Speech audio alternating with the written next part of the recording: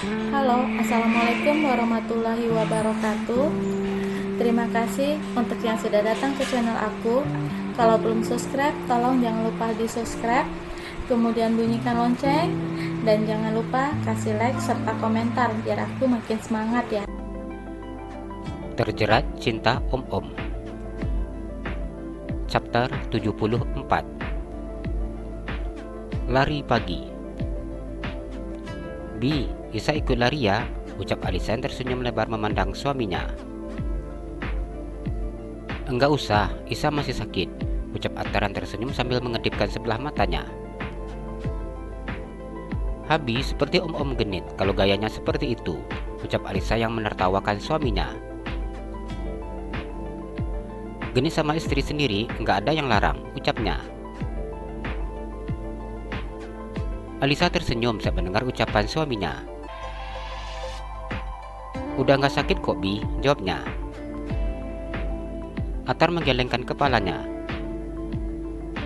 Nggak usah lari ya sayang, duduk aja tungguin Habi, biar Habi aja yang berkeringat, ucapnya.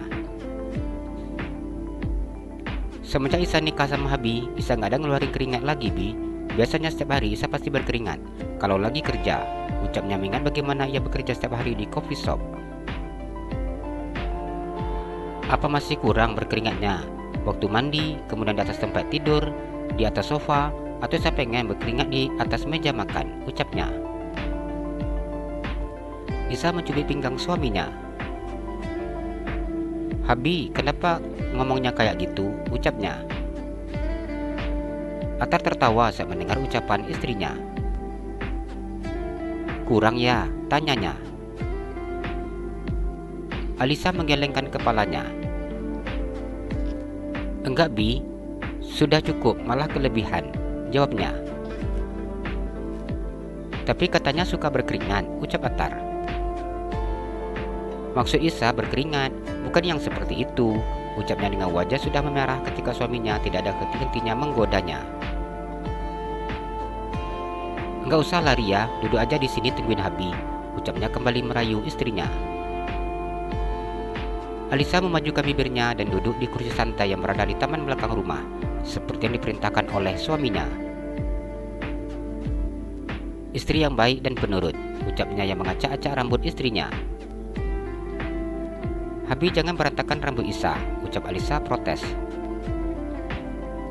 Habi lari dulu sayang, ucapnya yang tersenyum menang istrinya dan mencubit istrinya yang sudah maju ke depan.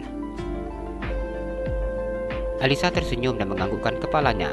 Alisa memandang suaminya memakai celana training, sepatu sport, baju kos pendek tangan, dan topi. Kenapa Habi selalu terlihat ganteng walaupun cuma pakai baju seperti itu? Ucapnya tersenyum ketika suaminya melambai-lambaikan tangannya. Hitung sayang, ucap Attar saat lari 1 putaran. Iya Bi, jawab Alisa. 2 Bi, ucap Alisa yang tersenyum ketika suaminya lari 2 putaran. 3, 4, 5, ucap Alisa yang terus menghitung. Attar duduk di kursi santai yang berukuran panjang tersebut. Apa sudah siap larinya Bi, ucapnya. Dengan nafas yang terdengar ngos-ngosan, Attar menganggukkan kepalanya. Pria itu merebahkan tubuhnya di kursi panjang yang diduduki oleh istrinya. Attar meletakkan kepalanya di atas pangkuan istrinya. Sudah 5 putaran, ucapnya. Alisa tersenyum memandang wajah suaminya.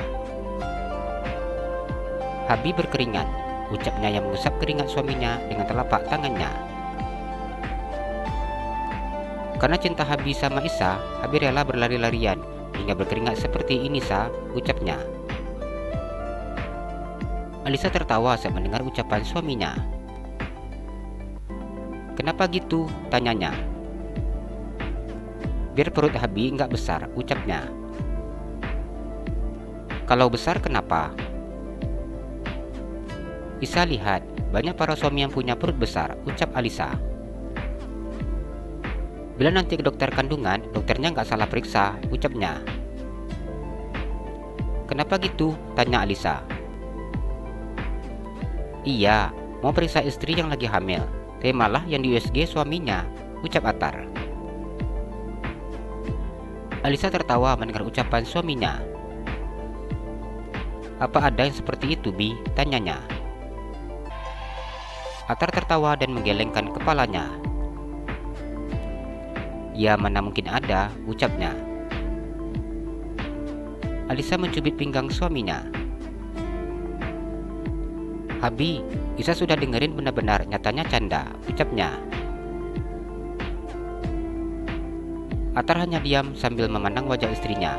Atar mencium perut rata istrinya. "Kenapa, Bi?" tanya Alisa. Atar tersenyum memandang wajah istrinya yang menunduk memandangnya. "Sudah siap jadi mami, sayang," ucapnya. Alisa tersenyum dan menggelengkan kepalanya. "Isa belum bisa bayangin, Bi. Isa juga belum ngerti," ucapnya. Atar diam mendengar ucapan istrinya. "Bi, Isa hari ini kuliahnya pagi," ucapnya. "Masuk jam 8, ucap Atar. "Iya, Bi, Isa mau siapin baju Habi dulu untuk ke kantor dan kemudian siap-siap ke kampus," ucapnya. Atar baring di atas paha istrinya kemudian duduk dan berdiri. "Ayo," ucapnya yang memegang tangan istrinya. Alisa tersenyum dan menganggukkan kepalanya. Ia berjalan di sebelah suaminya. Tangan suaminya melingkar di pinggangnya. "Sayang, Habi mandi dulu," ucapnya mencium bibir istrinya. "Habi jangan cium-cium Isa, Habi bau keringat," ucap Alisa yang menjauhkan wajahnya.